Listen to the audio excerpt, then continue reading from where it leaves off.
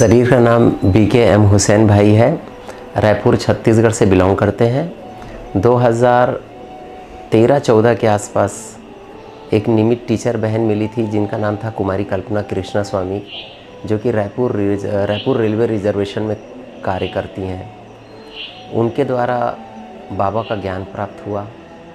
शुरुआती दिनों में कल्पना बहन ने मुझे छत्तीसगढ़ के आदि सेंटर MG रोड सेंटर लेकर गई। 3 बार मेरा वहाँ जाना हुआ उस सेंटर पर, परंतु बहनों के द्वारा उपयुक्त जवाब नहीं देने पर मैंने अपने आप को बहुत ज्ञानी समझा।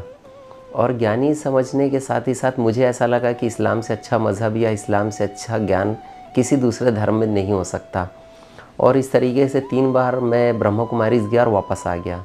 चित्र प्रदर्शनी वगैरह को भी मैंने देखा, समझा, मुझे सब कुछ समझ में आया था। मैंने बहन से एक क्वेश्चन किया था कि बहन जी, आप जैसा कहते हैं कि निराकार की पूजा की जाती है और यहाँ पर भी निराकार अल्लाह के बारे में बताया जाता है, लेकिन मेरा जो डाउट था वो ब्रह्मा बाबा के फ़ोटो को लेकर था कि अगर आप निराकार के बारे में लोगों को बताते हैं और निराकार को ही अल्लाह भगवान कहते हैं, तो फिर ये जो फ़ोटो है इसकी फ़ोटो आप सामने क्यों रखे हैं और इसके सामने बैठकर आपका कहना है कि योग करो, ध्यान करो। तो मैं तो किसी साकारी मनुष्य को नहीं मान सकता, क्योंकि हमारे यहाँ इस्लाम में अल्लाह नूर इलाही है और हम किसी देहधारी की पूजा नहीं करते। इसी कन्फ्यूज़न को लेकर मैं ब्रह्मा कुमारी से 3 बार लौटकर वापस आ गया। कुछ समय बीता था, बहन ने फिर मुझे लेकर रायपुर के चौबे कॉलोनी सेंटर पर गई, जो कि रायपुर शहर का एक बड़ा सेंटर है। और वहाँ पे जो टीचर्स बहनें हैं वो काफ़ी अनुभवी और बड़ी टीचर बहनें थी। मैं अपने धार्मिक स्थल जो कि करबला तालाब के नाम से फेमस है, वहाँ डेली दिनचर्या में मेरी हज़रत इमाम हुसैन के नाम से वहाँ पे एक दरगाह नुमा बनाई गई थी।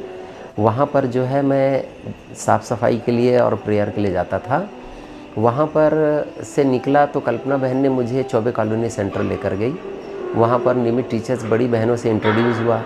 तो वहाँ पर एक टीचर बहन आई और उन्होंने मुझे प्रदर्शनी दिखाया, जो कि बहुत ही खूबसूरत प्रदर्शनी चौबे कॉलोनी रायपुर में बनी थी।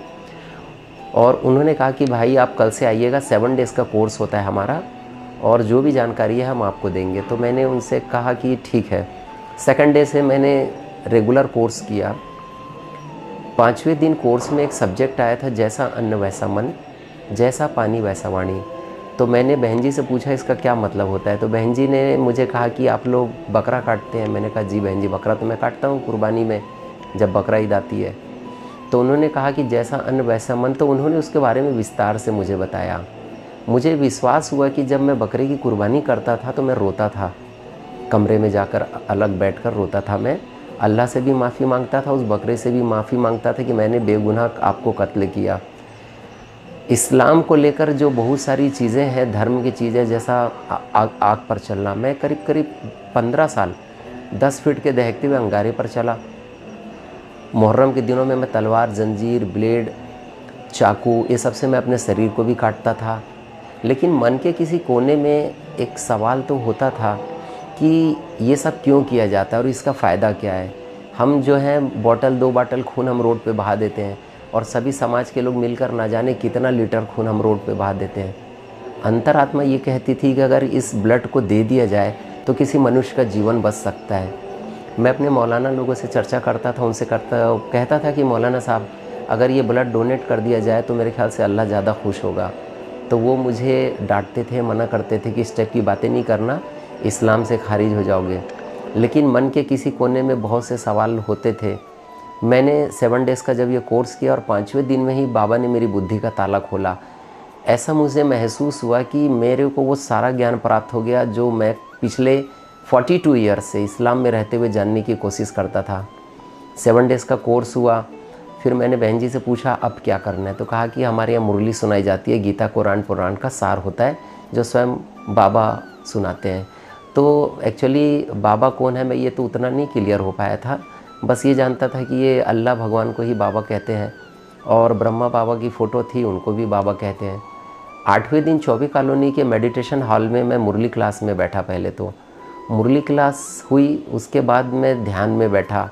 इन्होंने कहा कि उनकी आँख में देखते रहो।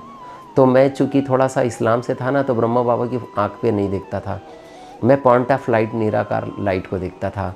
लेकिन ना जाने बार बार वो आँख मेरे को अपनी ओर खींचती थी और मैं उनकी आँखों को देखता था।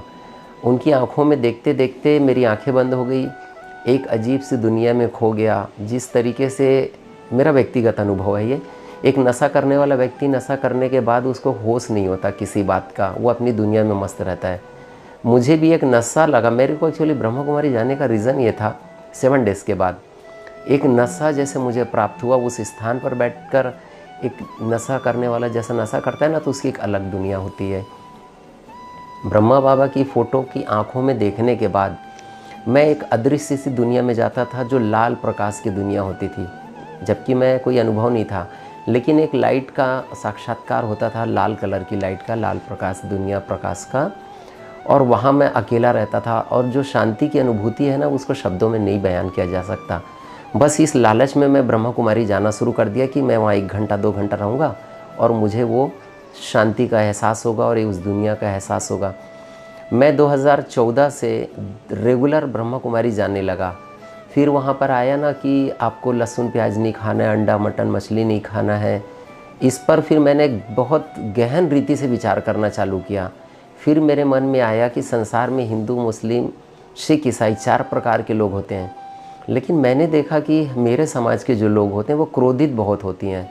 छोटी छोटी बातों पे लड़ाई करना, झगड़ा करना, मारपीट करना, गाली बकना, ये संस्कार मेरे अंदर भी थे। मेरे से कोई गाड़ी से टकराता था ना, तुरंत गाड़ी से उतर के मारना, गाली बकना मेरी भी हैबिट थी। तो मन में एक संकल्प आया कि क्या ये सब अन्न का है प्रभाव है, ये जो हम खाते हैं उसका प्रभाव है क्या। हिंदुइज्म में भी झगड़े होते हैं, लेकिन वो लोग तुरंत गाली वाली नहीं बकते, ना मारपीट नहीं करते, वो सॉरी भाई बोलकर या भैया क्षमा कर देना बोल के निकलते हैं। बट मुसलमानों के अंदर ये चीज़ नहीं होती। ये मेरा पर्सनल एक्सपीरियंस है, इसको कोई अदरवाइज़ ना ले। फिर मैंने ना थोड़ा सा मैं ज़िद्दी प्रवृत्ति का था और चैलेंज को एक्सेप्ट करने वाला आदमी। कोई मुझे चैलेंज कर देता है ना, तो मैं उसको बिल्कुल एक्सेप्ट करता हूँ। तो कल्पना बहन जो है निमित आत्मा, बोले भाई आप खाने में ना शुद्धता लाइए, आपको बहुत जीवन में बहुत सी चीज़ों का प्रभाव देखने को मिलेगा। तो एक शादी की पार्टी थी, वहाँ मैं गया, वहाँ पे चिकन बिरयानी थी। मेरा बेस्ट फ्रेंड था, उसके भतीजे की शादी थी। मैंने वहाँ पे लेट पहुँचा तो करीब करीब ख़त्म ही हो चुका था, कुछ लास्ट का खाना बचा था। वो चिकन जैसे ही मेरी प्लेट में आया, उस चिकन को देखते साथ अंतरात्मा से एक हीन भावना उत्पन्न हुई मेरे अंदर कि यार ये कैसा दिख रहा है, ये अजीब सा मीठ है करके। मैंने नहीं खाया, सिर्फ मैंने चावल खाया। चावल खाने के बाद वापस आ गया। फिर वो मुरली चलने लगी अन्न के ऊपर, विचारों के ऊपर। मैंने गहन विचार विमर्श करना चालू किया अन्न के ऊपर कि क्या प्रभाव पड़ता है, अगर ऐसा होता है तो चलो छोड़ के देखते हैं। फिर मैंने सबसे पहले मैंने ना बिरयानी का त्याग किया। वैसे मैं बहुत नहीं खाता था, कभी कभार। फिर एक बात आई लहसुन प्याज की, बाबा ने मुरली चलाई कि बच्चे लहसुन प्याज देवी देवताओं को भोग में नहीं लगता। तो मैंने बाबा से अमृत बेला पूछा, बाबा लहसुन और प्याज का नुकसान बताइए आप मुझे। मैं अपने पूरे अनुभव में सबसे बड़ी बात आपको ये बताना चाहता हूँ, मैंने किसी भी वरिष्ठ भाई बहन दादियों की क्लास को सुन के इम्प्रेस नहीं हुआ। मैं बिल्कुल इम्प्रेस नहीं हुआ। मैं ये जानना चाहता था कि अगर ईश्वर खुदा की प्राप्ति हुई है तो वो मुझे स्वयं विजुलाइज़ कराए, स्वयं मुझे महसूस कराए कि, और मुझे खुद जवाब दे कि ये खाने से ये नुकसान होता है, ये करने से ये फ़ायदे होते हैं। तो मैंने अमृत बेला बाबा से पूछा, तो बाबा ने कहा बच्चे लहसुन और प्याज एक तामसिक भोजन होता है हिंदी में, जिसके सिर्फ काटने से आँखों में जलन उत्पन्न हो जाती है और आँखों से पानी आता है। इसके खाने से बॉडी में हीट आती है, गर्मी आती है। तो उस गर्मी के आने से 2 प्रकार का मनुष्य कुकर्म करता है। अब वो 2 प्रकार के कुकर्म क्या थे, मैंने बाबा से कहा। बाबा ने कहा बच्चे एक तो आप उस हीट को निकालने के लिए आपके अंदर क्रोध उत्पन्न होगा, आप किसी के साथ मारपीट करोगे। अगर मान लीजिए आपके अंदर वो संस्कार इमर्ज नहीं है, तो दूसरी जो सबसे बड़ा नुकसान है वो काम वासना की तरफ आपको वो लेके जाता है, क्योंकि बॉडी में हीट उत्पन्न होता है, तो वो आपको काम वासना की तरफ प्रेरित करेगा। लेकिन मैं तो अल्लाह का, परवरदिगार का, बाबा का करोड़ों बार शुक्रिया अदा करता हूँ कि बाई बर्थ होश संभाला तो मैंने बुरे रास्ते पर कभी नहीं चला। बीड़ी, पान, सिगरेट, गुटखा कभी मैंने इस्तेमाल नहीं किया। सभी संगति में रहा। इवन मैं वेश्याओं के अड्डे पर भी गया दोस्तों के साथ रायपुर से बाहर, लेकिन मैंने कभी गलत संगत को नहीं पाला। शायद हो सकता है बाबा इसी सारी चीज़ों को देखते हुए बाबा ने मुझे अपनी ओर खींचा। मैंने 1 साल के अंदर अपने भोजन को शुद्धता ला ली। मैंने लहसुन प्याज का त्याग किया, अंडा मटन मछली का भी त्याग किया। कल्पना बहन ने कहा कि आप अल्लाह से बात कर सकते हो, देख सकते हो। तो ये चैलेंज मैंने कल्पना बहन को भी दिया और बाबा को भी दे दिया कि बाबा अगर रियल में अगर ऐसा होता है कि तू दिख सकता है, क्योंकि हम तो दूर दूर तक नहीं सोच सकते ना कि भगवान से बात कर सकते हो, भगवान को देख सकते हो, ये थोड़ा इम्पॉसिबल था। लेकिन मैंने उस चैलेंज को एक्सेप्ट किया कल्पना बहन के, और कल्पना बहन ने कहा कि भाई थोड़ा त्याग करना पड़ेगा नींद का। 2 बजे रात में उठ के बाबा से आपको ना रूह रिहान करनी है, अमृत बेला जिसको हिंदी में कहते हैं, और हम मुस्लिम उसको नमाज शब के नाम से जानते हैं, जब अर्धरात्रि में उठकर हम नमाज़ पढ़ते हैं और अल्लाह से बातें करते हैं। तो मैंने कहा कॉन्सेप्ट तो एक ही है, चलिए उठ के बैठा जाए। फिर मैंने 2 बजे रात से अमृत बेला करना चालू किया। 6 महीने के बाद मैंने पहली बार बाबा की लाइट का साक्षात्कार किया, दिव्य साक्षात्कार रोशनी का। मैंने कल्पना बहन को बताया, कल्पना बहन मैंने एक सफ़ेद रोशनी का साक्षात्कार किया, वो आती थी जाती थी। बोले आप लगे रहो, और इस तरीके से मैं कंटिन्यू करता रहा। फिर इस दरमियान मैंने ब्रह्मा बाबा का भी साक्षात्कार किया फरिश्ता स्वरूप में। कुछ डर भी लगा मैं कि ये कोई जिन वगैरह तो नहीं है, थोड़ा डर भी लगा रात के अंधेरे में बैठना। लेकिन धीरे धीरे मैंने जैसे जैसे अमृत बेला में करता चला गया बड़ी ईमानदारी से, मुझे काफ़ी साक्षात्कार हुए बाबा के। सबसे बड़ी बात मैंने बताया कि आपको बताऊं कि आप कोई भी क्वेश्चन अगर बाबा से डायरेक्ट करते हैं तो बाबा उसको मुरली में दूसरे दिन ही चला देता है, जो सबसे बड़ी बात है। आप सोचिए, मैं अभी अमृत बेला बाबा से कुछ सवाल करता हूँ, वो दूसरे दिन प्रिंट कैसे हो जाता है मुरली में, ये थोड़ा संभव था। मैंने भी आश्चर्यचकित हुआ कि बाबा मैं तो ये बात कल आपसे करी थी, ये मुरली में कैसे चल गया। तो बड़ा वंडर लगता था कि फिर लेकिन कहीं ना कहीं ये एहसास होने लगा कि कहीं ना कहीं अल्लाह मेरे बहुत करीब है।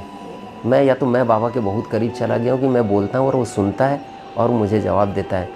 यहाँ पर भी एक नशे का अनुभव हुआ। नशे का अनुभव होने के आधार पे फिर मैं अमृत बेला भी करने लगा। अमृत बेला करने में जो मज़ा आया, जो नशे का अनुभव किया मैंने, उस नशे के आधार पर अमृत बेला रेगुलर करना चालू कर दिया। मैं 2014 से रेगुलर अमृत बेला कर रहा हूँ। 2014 से 2023 में मेरा ऐसा सोच है कि मैंने 12, 13 या 14 बार ही अमृत बेला मेरा मिस हुआ होगा। क्लास में कभी मिस नहीं करता, मॉर्निंग की क्लास जाता हूँ सुबह 6 बजे। और उसके बाद फिर मैंने बाबा से शक्तियाँ प्राप्त करने के लिए कहा कि बाबा मैं लोगों की सेवा करना चाहता हूँ, क्योंकि जब मैं भक्ति मार्ग में था तो मैं थोड़ा तंत्र मंत्र की विद्या भी सीखता था किताबों के द्वारा, कि अल्लाह मेरे को कुछ ऐसी ताकत दे दे, कुछ कुव्वत दे दे जिससे मैं लोगों का उद्धार कर सकूं। भक्ति मार्ग से ही सेवा भाव थी। मैं बहुत सारी संस्थाओं में काम किया, मनुष्य सेवार्थ, दिल्ली से मुझे इसमें एक अवार्ड भी मिला मानव रक्षक सम्मान करके। मैं अखिल भारतीय मानवाधिकार निगरानी समिति में वाइस प्रेसिडेंट था। मैंने ज़्यादातर जीवन अपना जो है समाज सेवा के क्षेत्र में गुजारा। तो एक इच्छा थी कि कोई रूहानी ताकत मिल जाए मुझे, और मैंने उसके लिए काफ़ी किताबें भी खरीदी थी और उसका मैंने उच्चारण भी किया, परंतु मुझे कुछ नहीं मिला। लेकिन बाबा के बनने के बाद 1 साल के बाद मैंने ये अनुभव किया कि मैं जो बोलता हूँ वो हो जाता है, जिसे बाबा कहता है संकल्पों की सिद्धि।